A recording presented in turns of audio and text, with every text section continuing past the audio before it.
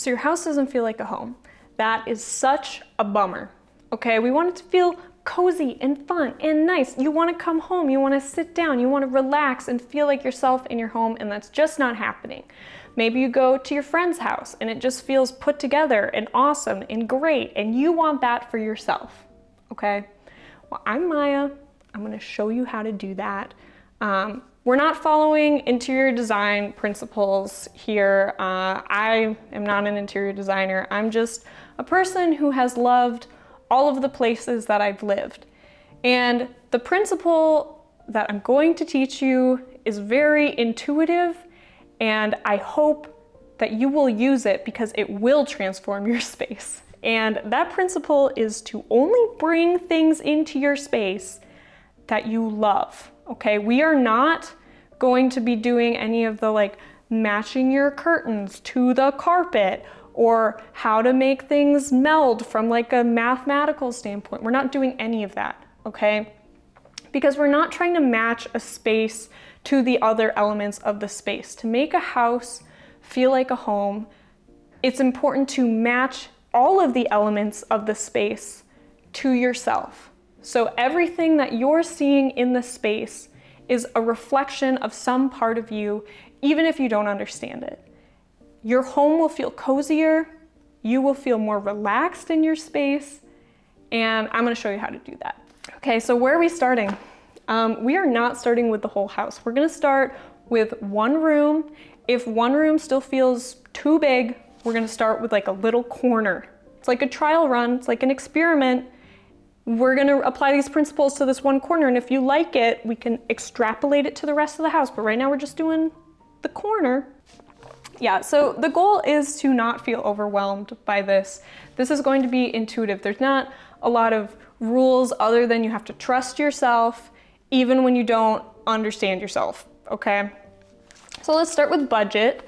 A lot of the stuff that you can get can be free. I have found a lot of my favorite items in my house on the side of the road.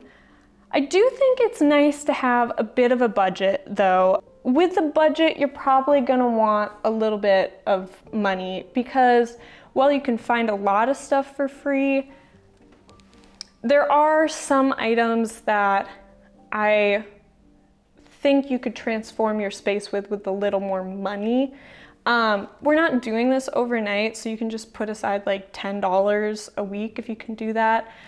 When I started decorating my space, I was 17, and I think I was putting away 1% of my income into my decorating fund.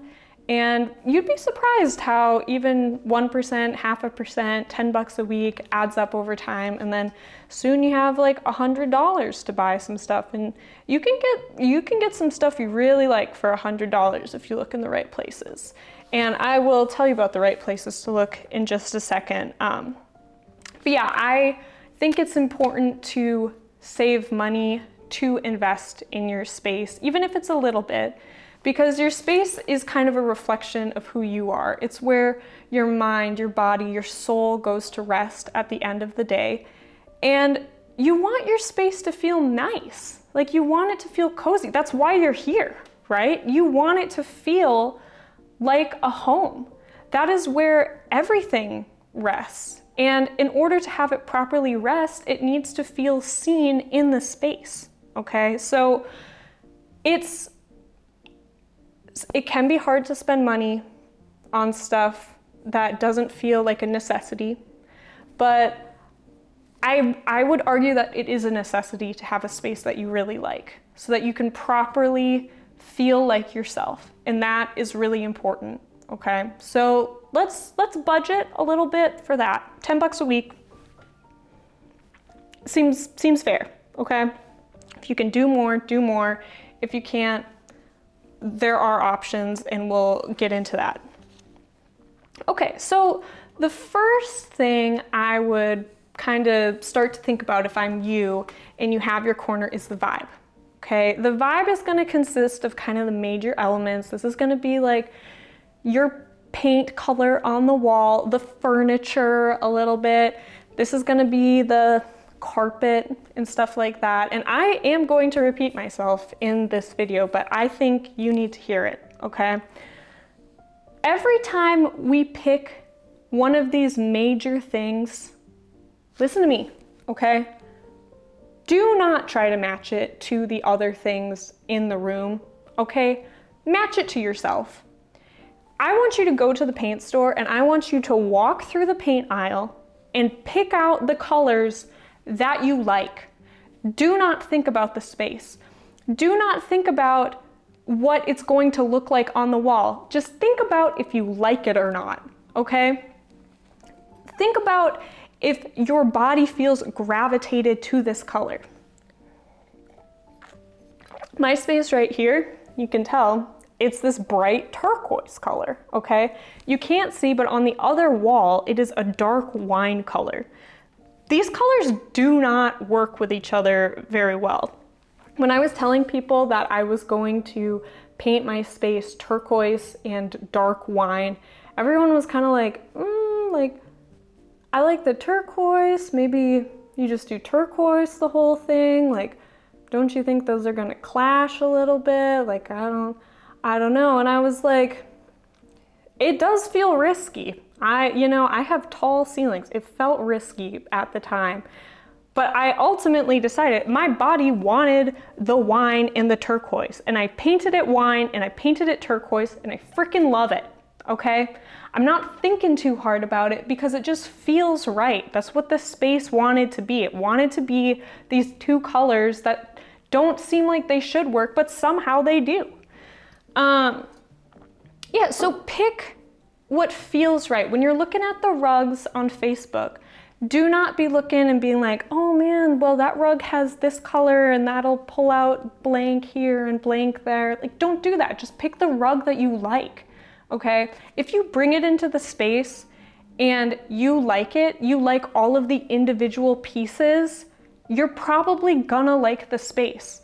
And that brings us to our second principle, which is if you put everything in the space and you don't like it, you can change it, okay? If you bring the rug into the space and you love that rug, you think that rug's great, but it just is not working for you, like you feel anxious when you see it with the wallpaper or whatever you have on the wall, put it in a different room. You love that rug, okay? Keep the rug. Just put it somewhere else. Like you're gonna find another place. You can always change how you're setting up your room, okay? The third thing with the vibe is lighting. I personally love lamps, okay? I have a lot of lamps that I got for free on the side of the road. I also have some lamps that I got at the thrift store. I also have some lamps that I paid a lot of money for, okay? They're gourd lamps, they're super sick. They're made out of a gourd. I don't know why I like it. It has like all these little holes in it. It makes these cool designs on the wall. They're amazing. I have 2 of them. That was like my biggest purchase when I think I was like 19 when I got my first gourd lamp, and that wiped out the interior design fund. Like it all went to that gourd lamp. I think it was like $300. And I love that gourd lamp. That gourd lamp I have brought to, I think, 5 different apartments. And every single time when I turn it on, I'm like, this is nice. It's me like letting out a relief sigh. This feels great. I love this lamp, okay? The space feels nice, right? That's my goal for you, is for you to find pieces like that where it's just like, like any place you bring those pieces, you just relax and feel like yourself, basically. And all my other lamps that I have, I'm looking at them right now, I like to have kind of a low lighting, and it just like kind of creates a warmth. Like, I think warm lighting is really important to make stuff feel cozy. I like low lighting where the lamp kind of comes up. All that overhead, like cool lighting, just reminds me of being in middle school, when you have those harsh LEDs, or you're at Menards. Like, you probably don't want your space to feel like middle school or Menards. Get the lamp, put the lamp low. I keep burping. It's gonna be cozy, it's gonna be cute, you're gonna like it, okay? And those are pretty cheap. You don't need paint color, you also don't need a rug. You can get away with a lot of stuff, but if you want to make some like bold changes and commitments to your space, like for yourself, I'd really recommend painting the space a color you really like, unapologetically. Like, your home is where you get to be obnoxiously you. No one else has to see your home, okay? You can be just like the absolute gremlin creature that you are in your home. You don't have to invite people over. But I hope the people in your life know who you are and like love that part of yourself, so when they come to your house, they're like, this makes sense. That crazy color on the wall, that is so Denise, or whatever your name is, you know? Okay, great. So now that we have vibe, we get to go on to my favorite thing, which is art. Now, full transparency, I am an artist. I'm a painter. I sell at the art markets. I am very biased in this category. I think art is a necessity, and I think that you should have some art on your wall. You don't have to be buying original pieces. You don't even have to be buying directly from the artist. You can go to the thrift store. But art has this way, like you're gonna be drawn to pieces. Some pieces you just will love for no frickin' reason. You have no reason why you like this painting. You just like it.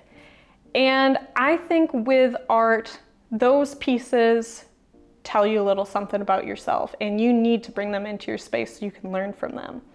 I recently was at an art fair vending, and I came across this piece. It's like not what I typically would go for. It is two swans, and they're just like being cute and stuff.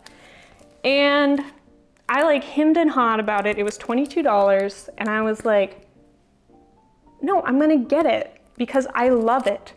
And I don't have a space for this yet, but I'm gonna put it on the wall because I love it, okay?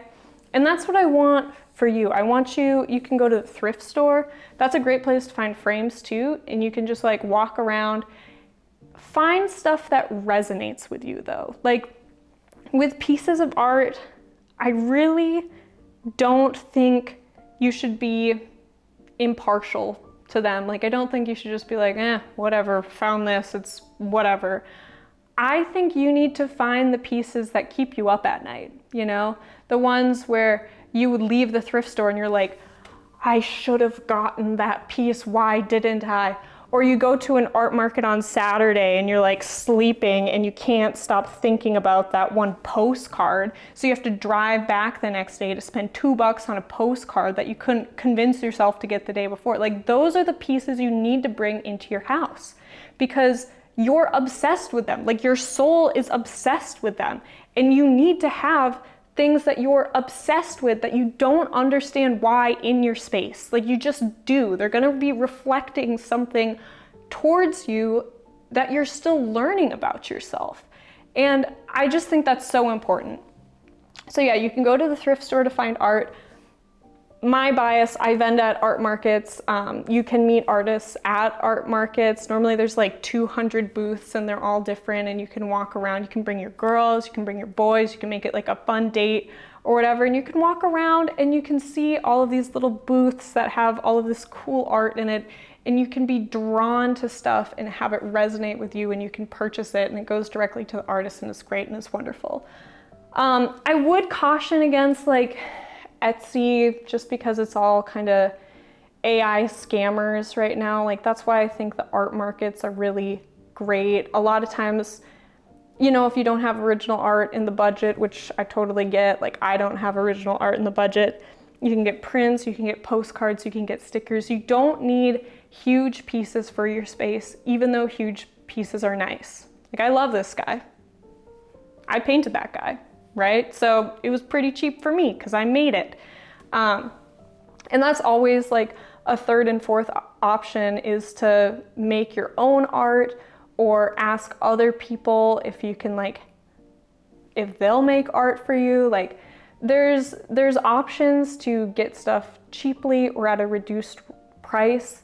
But I would just like really urge you, if you are drawn to a piece and you love it, bring that piece into your space. Like think of that gourd lamp that I have and how like it just transforms every space from just like a regular room to like my room because I love it so much, okay? And that's what art and like just all of these elements I'm hoping they'll do for you.